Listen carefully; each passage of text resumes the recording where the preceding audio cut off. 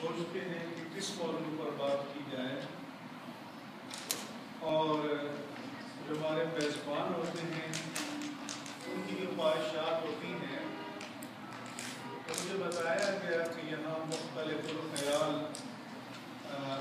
طبقات کے لوگ رہتے ہیں، تو میں نے یہاں فیصلہ کیا کہ میں توحید کے موضوع پر بات کروں گا، اور توحید بھی قرآن کی روشنی میں، کیونکہ اسلام کے جو ایمانیات، عقائد، بیسک بیلیفز ہیں، ان میں سب سے پہلے توحید ہے۔ یہ پاکستان ہندوستان کے مسلمان جب مکتب میں پڑھنے آتے ہیں تو انہیں قاعدے میں ایمان مجمل اور ایمان مفصل پڑھایا جاتا ہے۔ ایمان مجمل کے معنی ہوتے ہیں کہ ٹو ایکسپلین اور ایمان، عقیدہ، بیسک بلیف پریسائزلی، اور ایمان مفصل کے معنی ہوتے ہیں کہ ٹو ایکسپلین اور ایمان، عقیدہ، بیسک بلیفز ان ڈیٹیل۔ تو ایمان مجمل یہ بتایا گیا کہ آمنت باللہ کما ہوا باسمائہ وصفاتہ وقبلت جمیع احکامہ اقرار باللسان وتصدیق بالقلب۔ I believe in Allah subhanahu wa ta'ala as He is in His personality and qualities. وَقَبِلْتُ جَمِيعَ أَحْكَامِهِ, and I accepted all His commandments. إِقْرَارٌ بِاللِّسَانِ, I pronounce it, I declare it verbally and openly. وَتَصْدِيقٌ بِالْقَلْبِ, and I believe in it firmly by my heart and mind. اب یہ ایک جملہ ہے، کیوں کہ جب ہم اللہ پر ایمان لے آئے اور یہ کہہ دیا کہ اس کے تمام احکام کو ہم نے قبول کر لیا، تو پھر سارا اسلام اس میں آ گیا۔ کیوں کہ اسلام میں جو کچھ بھی ہے وہ اللہ تبارک و تعالیٰ کے احکام اور اس کی ذات اور اس کی صفات کا نام ہے۔ پھر مفصل میں بیان کیا کہ آمنت باللہ وملائکتہ وکتبہ ورسلہ، کہ I believe in Allah subhanahu wa ta'ala and all His angels and all His Rasul alayhi wassalatu wassalam, and all the revealed books revealed by Allah subhanahu wa ta'ala by time to time on His Anbiya Kiram alayhi wassalam, Rasul Azam alayhi wassalam. Then وَالْقَدْرِ خَيْرِهِ وَشَرِّهِ مِنَ اللَّهِ تَعَالَى، کہ تقدیر کا مالک کون ہے؟ اللہ۔ تقدیر خیر کی ہو یا شر کی ہو، اس کا اختیار کس کے پاس ہے؟ اللہ کے پاس ہے۔ آپ کے ہاں پاکستان میں جو پرانے بوڑھے لوگ آئے ہوئے ہیں، گانے چلتے تھے کہ آج میری تقدیر کا مالک سوتا ہے، قسمت کا دستور نرالا ہوتا ہے۔ اب یہ گانوں کے ذریعے عقائد کو بگاڑنا کہ تقدیر کا مالک تو اللہ ہے، اور اللہ کی شان یہ ہے کہ لا تأخذہ سنۃ ولا نوم، اسے نہ اونگ آتی ہے اور نہ نیند آتی ہے، تو تقدیر اس کے قبضے میں ہے۔ والبعث بعد الموت، اور پھر اس پر ایمان کہ ہم مر جائیں گے، اور مرنے کے بعد the day of the last judgment، جو قیامت ہے، آخرت ہے، اس دن سب دوبارہ زندہ کیے جائیں گے اور سب کو اپنا حساب دینا ہوگا۔ یہ تفصیلات ہیں، کیونکہ ہمارا دین چند چیزوں کا نام ہے ایمانیات، عبادات، معاملات اور اخلاقیات۔ معاملات بندوں اور معاملات اور اخلاقیات۔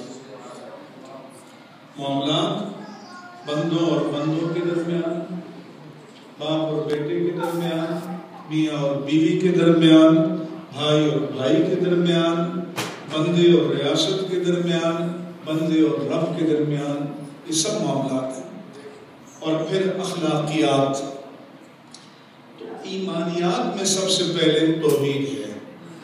توحید کا معنی to believe in oneness of God، کہ اللہ تعالیٰ ایک ہے، لا شریک لہ، there is no sharer to him، اس کا کوئی شریک نہیں ہے، اس جیسا کوئی اور نہیں ہے، and he is one in his personality and qualities، کہ ذات میں بھی ایک ہے اور صفات میں بھی ایک ہے، نہ اس جیسی کسی کی ذات ہے اور نہ اس جیسی کسی کی صفات ہے۔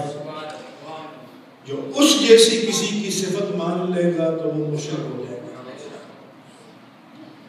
لیکن وننس سے پہلے قرآن نے جس پر زیادہ بحث کی ہے وہ ہے the belief in the existence of اللہ سبحانہ و تعالیٰ، کہ یہ جو کائنات ہے اتنی بڑی، یہ جو نظام کائنات ہے، یہ جو گلیکسیز ہیں، یہ جو سائنٹسٹ کہتے ہیں کہ یہ جو ہماری گلیکسی ہے اس جیسی 30 بلین گلیکسیز اور بھی ہیں، تو اتنی بڑی جو کائنات ہے تو یہ خود وجود میں نہیں ہے۔ جب ایک پتا خود ہلائے بغیر ہلتا نہیں ہے تو اتنی بڑی کائنات بنائے بغیر وجود میں نہیں آ سکتی۔ تو کسی عرب سے پوچھا گیا کہ تم نے خدا کو کیسے جانا؟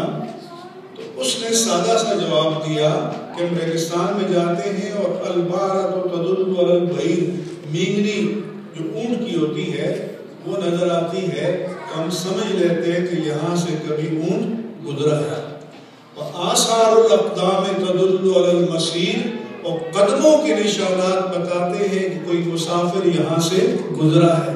فَكَيْفَ هَذَا الْعَالَمُ لَا يَدُلُّ عَلَى الْعَلِيمِ الْخَبِيرِ، تو اتنی بڑی کائنات اپنے بنانے والے کا پتہ کیوں نہیں دے گی؟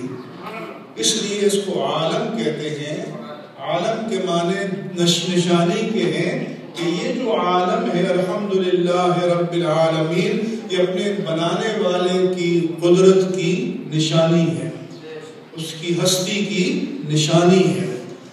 اللہ تبارک و تعالیٰ نے اپنی قدرت کو سمجھایا، فرمایا وَإِنَّ لَكُمْ فِي الْأَنْعَامِ لَعِبْرَةً، کہ تم جو جانوروں کا دودھ پیتے ہو، گائے ہے، بھینس ہے، بکری ہے، اونٹ ہے، کوئی اور چیز ہے، تو فرمایا کہ کبھی تم نے غور کیا؟ نُسْقِيكُم مِّمَّا فِي بُطُونِهِ مِن بَيْنِ دَمٍ وَفَرْثٍ لَبَنًا خَالِصًا سَائِغًا لِلشَّارِبِينَ، فرمایا کہ تم نے کبھی غور کیا کہ جانور کے معدے میں چارہ جاتا ہے، خوراک جاتی ہے، معدہ اس کو ڈائجسٹ کرتا ہے، اس کے جو ناقص اجزاء ہیں وہ فضلہ بن کر اللہ کا جو ڈرینیج سسٹم ہے آنتوں کے راستے سے نکل جاتے ہیں، اس کے جو پیوریفائڈ اجزاء ہیں، وائٹامنز، منرلز، پروٹینز، گلوکوز، یہ سب انسان کے بلڈ میں شامل ہوتے ہیں۔ اللہ فرماتا ہے تم نے کبھی غور کیا کہ وہ معدے کا کارخانہ کہ جس میں بدبودار رنگین گوبر بھی بنتا ہے، رنگین ناپاک خون بھی بنتا ہے، اور اسی کارخانے میں ان دونوں کے درمیان سے چاندنی کی طرح چمکتا ہوا دودھ کشید کر کے جانوروں کے تھنوں میں لے آتے ہیں۔ تو اللہ نے فرمایا کہ ایک گھونٹ دودھ پیتے ہو تو کبھی تم نے غور کیا؟ اور آج تک سائنس نے بہت ترقی کی ہے، لیکن ایسی مشین امریکہ میں بھی نہیں بنی کہ آپ چارہ ڈالو، ادھر گوبر نکل رہا ہو، ادھر خون نکل رہا ہو، ادھر دودھ نکل رہا ہو. تو قرآن مجید میں اللہ تبارک و تعالیٰ نے اپنی شان کو بتایا کہ اس کی قدرت کیا ہے. اور تو چھوڑو، فرماتا ہے کہ لا اقسم بیوم القیامہ، میں قیامت کے دن کے حق ہونے کی قسم فرماتا ہوں. ولا اقسم بالنفس اللوامہ، اور یہ میں مومن کی ضمیر کی کانشیس کی قسم فرماتا ہوں. ایحسب الانسان النجم عظام، کہ انسان یہ گمان کرتا ہے کہ مرنے کے بعد جب گل سڑ جائے گا اور ختم ہو جائے گا تو اس کی ہڈیوں کو دوبارہ ہم وائی نٹ بلا قادرین علی ان نسوی بنانا. اللہ فرماتا ہے تمہارے یہ جوڑ بھی دوبارہ ویسے کے ویسے ہی بنا دیں گے. اور تو چھوڑو، تمہارے انگلیوں کے جو پور ہیں یہ بھی ویسے کے ویسے بنا دیں گے. تو آج سائنس نے ترقی کر لی ہے نا، تو آپ پاسپورٹ بناتے ہیں، آپ ڈرائیونگ لائسنس بناتے ہیں، آپ شناختی کارڈ بناتے ہیں تو فنگر پرنٹس لیے جاتے ہیں، فنگر پرنٹس لیے جاتے ہیں. اور آج about 7 million people are on this earth، 7 ارب، اور ہر آدمی کے 10 انگلیاں ہیں، تو 70 بلین فنگر پرنٹس. اور ایریا کتنا ہے؟ کتنا ہے؟ اتنا سا. فرماتا ہے تم نے غور نہیں کیا کہ اتنے سے ایریے میں اس نے اتنے امتیازات پیدا کر دیے ہیں کہ آدمی انگلیوں کے پوروں سے پہچانا جاتا ہے. سبحان اللہ.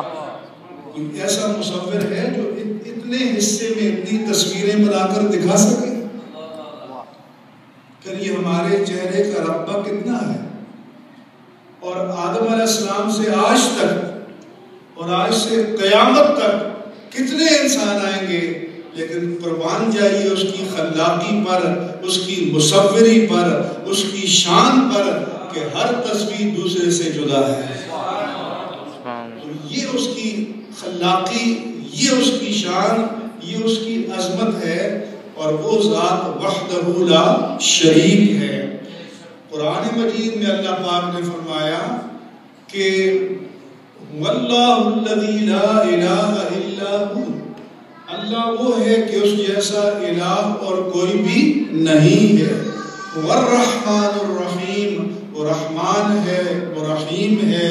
الملک، القدوس، السلام، المؤمن، المہیمن، العزیز، الجبار، المتکبر. سبحان اللہ. یہ اس کی ایک جگہ قرآن میں اللہ نے صفات بیان کی اور فرمایا کہ وَلِلَّهِ الْأَسْمَاءُ الْحُسْنَى، اللہ کے نام کتنے پیارے ہیں. سبحان اللہ. لوگوں نے پوچھا، مشرکوں نے، کبھی آپ اللہ کہتے ہیں، کبھی آپ الرحمن کہتے ہیں، ہمیں سمجھ میں نہیں آتا کہ ہم کس کو مانیں. تو اللہ نے فرمایا کہ پیارے مصطفیٰ کہہ دیجئے ادعوا اللہ والرحمن ایما تدعو فلہ الاسماء الحسنى. تم اسے اللہ کہہ کر پکارو یا الرحمن کہہ کر پکارو، تم جس نام سے پکارو گے اس کے سارے ہی نام بڑے پیارے ہیں. سبحان اللہ. بے شک یہ سارے نام اللہ پاک کے قرآن مجید میں مذکور ہیں، اس کی ذات اور اس کی صفات. لیکن جو میں توحید بیان کرنا چاہتا ہوں قرآن کے حوالے سے، وہ سمجھنے کی ضرورت ہے. کیونکہ لوگ کہتے ہیں اللہ کے لیے یہ بات ہے تو آپ نے بندے کے لیے کہہ دیا تو شرک. اللہ. تو ہم کہتے ہیں ایک ہی کلمہ ہے، اللہ کے لیے بولا جائے تو اس کے معنی اس کی شان کے لائق ہوں گے. اللہ کے پیارے مصطفیٰ کے لیے بولا جائے تو اس کے معنی آپ کی شان کے لائق ہوں گے. سبحان اللہ. کسی اور کے لیے بولا جائے تو اس کے معنی اس کے مطابق ہوں گے. سبحان اللہ. قرآن مجید میں اللہ کو رؤوف الرحیم کہا گیا نہیں کہا گیا؟ ان اللہ رؤوف بالعباد کہا گیا یا نہیں کہا گیا؟ اور یہ بھی تو کہا گیا ہے اللہ کے مصطفیٰ کے لیے کہ لقد جاءکم رسول من انفسکم عزیز علیہ ما عنتم حریص علیکم بالمؤمنین رؤوف الرحیم. سبحان اللہ. تو اللہ تو توحید کی کتاب ہے نا، شرک کی کتاب تو نہیں ہے. تو اللہ بھی رؤوف ہے قرآن کی روح سے، سبحان اللہ، اللہ بھی عزیز ہے قرآن کی روح سے، اور اللہ بھی رحیم ہے قرآن کی روح سے. اور اللہ کے پیارے مصطفیٰ بھی عزیز ہیں، سبحان اللہ، اللہ کے پیارے مصطفیٰ بھی رؤوف ہیں، سبحان اللہ، اللہ کے پیارے مصطفیٰ بھی رحیم ہیں. سبحان اللہ، تو اللہ کے لیے بھی رؤوف، مصطفیٰ کے لیے بھی رؤوف، اللہ کے لیے بھی رحیم، مصطفیٰ کے لیے بھی رحیم. تو شرک ہو گیا. اللہ، قرآن تو توحید کی کتاب ہے. اس لیے ہمارا عقیدہ یہ ہے کہ اس کائنات میں جس میں جو بھی کمال ہے، جس میں جو بھی جمال ہے، جس میں جو بھی شان ہے، جس میں جو بھی عظمت ہے، وہ رب ذوالجلال کی عطا سے ہے. سبحان اللہ، بے اس شک کی مرضی کے سوا کچھ بھی نہیں ہے. سبحان اللہ، بے شک میں بول رہا ہوں تو یہ میرا ذاتی کمال نہیں ہے، بے شک آپ سن رہے ہیں تو یہ آپ کا ذاتی کمال نہیں ہے. میرا بولنا بھی رب کی عطا سے سبحان اللہ، بے ہے، شک آپ کا سننا بھی رب کی عطا سے ہے. سبحان تو اللہ، چاہے تو کمال دے دے، چاہے تو کمال سلب کر دے. سبحان اللہ، کیا گونگے کے منہ میں یہی زبان کا لوتڑا نہیں ہوتا؟ کیا اندھے کی آنکھ میں یہی ڈھیلا نہیں ہوتا؟ وہ گویائی دیتا ہے تو بندہ بولتا ہے، گویائی سلب کر لیتا ہے تو کسی کی مجال نہیں کہ گویا کرتا ہے. وہ بینائی دیتا ہے تو بندہ دیکھتا ہے. حضرت علی نے فرمایا تھا کہ قربان جائیے اس اللہ کی شان پر جس نے گوشت کے ایک لوتھڑے کو بولنا سکھایا، جس نے چربی کی ایک بوٹی کو دیکھنا سکھایا، جس نے ایک پردے کو سننا سکھایا. اگر یہ گوشت کے لوتھڑے کا کمال ہو تو ران میں تو زیادہ گوشت ہے، تو ران بولتی ہے اور گوشت بولتا ہے. لیکن اللہ یہ دکھائے گا کہ قیامت کے دن اللہ فرماتا ہے کہ اليوم نختم على افواہہم وتکلمنا ایدیہم وتشہد ارجلہم بما كانوا یکسبون. کہ قیامت کے دن ہم ان کے منہوں پر مہرے لگا دیں گے، ان کو سیل کر دیں گے، وہ بول نہیں سکیں گے. ان کے ہاتھ کلام کریں گے، ان کے پاؤں گواہی دیں گے، ان کا عضو، ان کا انگ، ان کا رواں، ایک جسم کا ایک بال گواہی دے گا. اس وقت انسان حیران ہو کر پوچھے گا کہ تم تو نہیں بولتے تھے، تمہیں کس نے بولنا سکھا دیا؟ تو قرآن کہتا ہے کہ جواب دیں گے کہ انطقنا اللہ الذی انطق کل شیء، کہ جس رب نے ہر ایک کو بولنا سکھایا اس نے ہمیں بولنا سکھا دیا. سبحان اللہ. تو اس لیے ہر چیز میں کمال رب کی عطا سے. اسی طرح سے انبیاء کرام میں جو کمالات ہیں وہ رب کی عطا سے ہیں. اللہ بھی عزیز ہے مگر وہ اپنے ذاتی کمال سے ہے. مصطفیٰ بھی عزیز ہے تو رب کی عطا سے ہیں. اللہ بھی رؤوف ہے وہ اپنے ذاتی کمال سے ہے. مصطفیٰ بھی رؤوف ہے تو عطائے رب ذوالجلال سے ہے. اللہ بھی رحیم ہے تو اپنے ذاتی کمال سے ہے. مصطفیٰ بھی رحیم ہے تو عطائے رب ذوالجلال سے ہے. اس لیے جس میں جو کمال ہے یہ یاد رکھنا. قرآن مجید میں ہے کہ عیسیٰ علیہ السلام نے کہا کہ انی احیی الموتى ابرئ الاکمہ والابرص واحیی الموتى. میں مردے کو زندہ کرتا ہوں، مادرزاد اندھے کو بینائی دے دیتا ہوں، کوڑی مریض کو اپنے ہاتھ کے لمس سے ٹچ سے شفا دے دیتا ہوں. سبحان اللہ. اگر یہی دعویٰ کوئی اپنی ذات سے کرے تو شرک ہو جائے گا. کیوں؟ شفا دینے والا کون ہے؟ اللہ. زندگی دینے والا کون ہے؟ زندگی لینے والا کون ہے؟ اللہ. مگر عیسیٰ علیہ السلام نے فرمایا کہ میں یہ سارے کام کرتا ہوں جو رب کی شان ہے، مگر کیسے کرتا ہوں؟ بِإِذْنِ اللہ، اللہ کے اذن سے. یہ قرآن کی توحید ہے۔ اگر یہی دعویٰ کوئی اپنی ذات سے کرے تو شرک ہو جائے گا، اور یہی دعویٰ کوئی عطائے رب ذوالجلال سے کرے تو عین توحید ہو جائے گی۔ ان کو حضرت عیسیٰ علیہ السلام کی یہ شان قرآن مجید میں مذکور ہے۔ کیوں کہ خلق بھی اللہ کی شان، محیی بھی وہی ہے، ممیت بھی وہی ہے، اس کے سوا کوئی بھی نہیں ہے۔ اس لیے یہ سمجھنے کی ضرورت ہے۔ ہم بیمار ہوتے ہیں، آپ پوچھتے ہیں جی آپ کو کیسے شفا ملی؟ آپ کہتے ہیں کہ فلاں ڈاکٹر نے دی، علاج کے لیے گیا تھا۔ آپ کہتے ہیں فلاں میڈیسن سے مجھے شفا ملی۔ ڈاکٹر بھی وسیلہ، میڈیسن بھی وسیلہ۔ اگر ڈاکٹر کے پاس شفا ہوتی ذاتی تو اس کے پاس جانے والا کوئی بھی پھر بیمار نہ ہوتا۔ اگر دوا میں شفا ذاتی ہوتی تو دوا استعمال کرنے والا کوئی بھی پھر بیمار نہ رہتا۔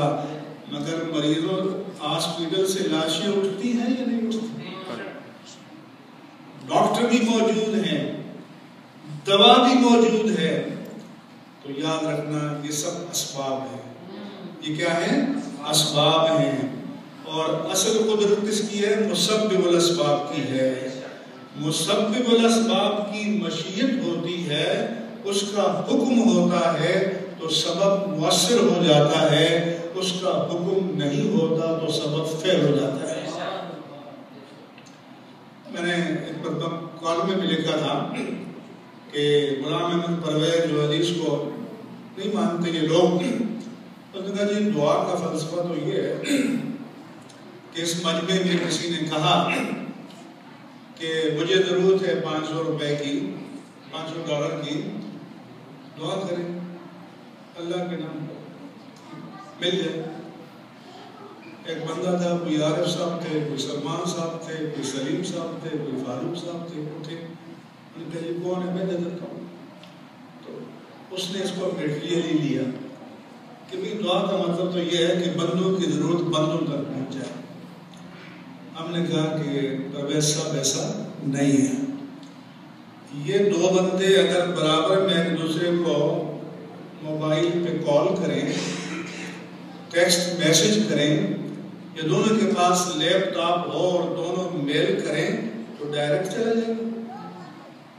پہلے yahoo.com، gmail.com، hotmail.com کی سینٹرل پوسٹ میں جائے گا، وہاں سے ڈیلیور ہو کر آئے گا۔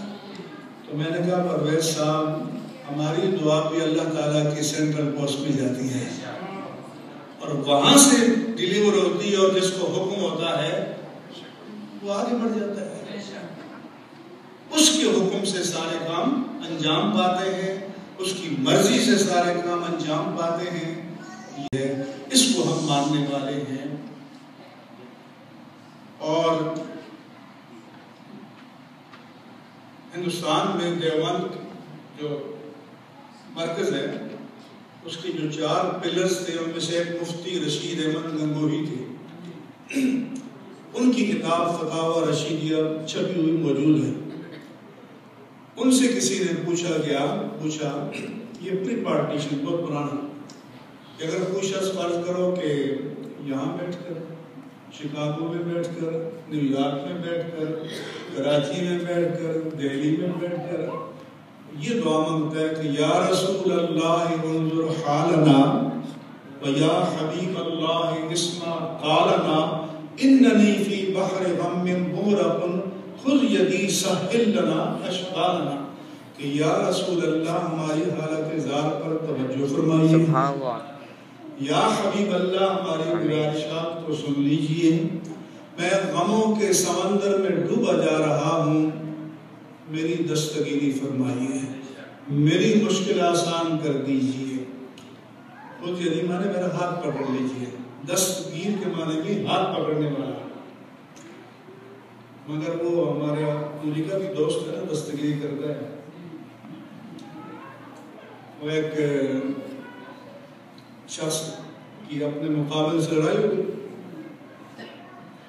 اس کے دوست آئے, دونوں لڑ رہے تھے. اس کے دوست نے اس کا ہاتھ پکڑ لیا, دوسرا مارے جا رہا, اس نے ہاتھ پکڑ لیا. پھر بیچارے نے مار کھائی.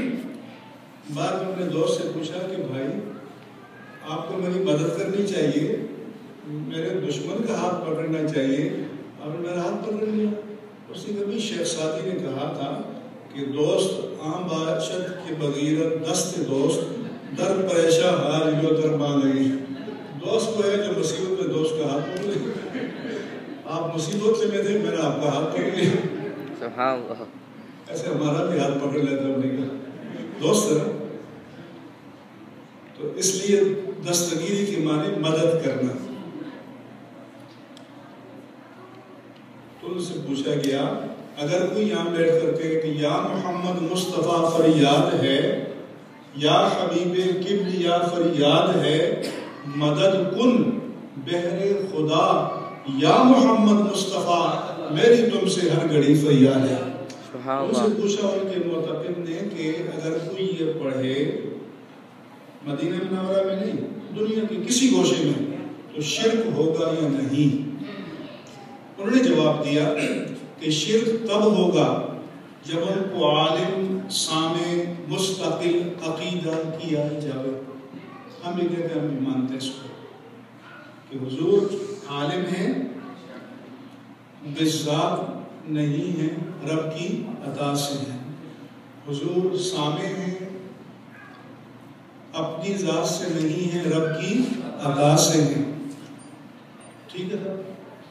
پھر کہا کہ یا فرشتے ان کو پہنچا دیں گے, جیسا کہ درود کی نسبت وارد ہے کہ کہیں پر بھی کوئی غلام مصطفیٰ درود پڑھے تو اللہ پاک نے اس کے لیے فرشتے مقرر کیے ہیں کہ وہ اس تحفے کو لے کر بارگاہ مصطفیٰ میں جاتے ہیں اور عرض کرتے ہیں کہ آپ کے پیارے حبیب اللہ کے, آپ کے فلاں بن فلاں غلام نے فلاں مقام پر آپ کی خدمت میں ہدیہ درود بھیجا ہے.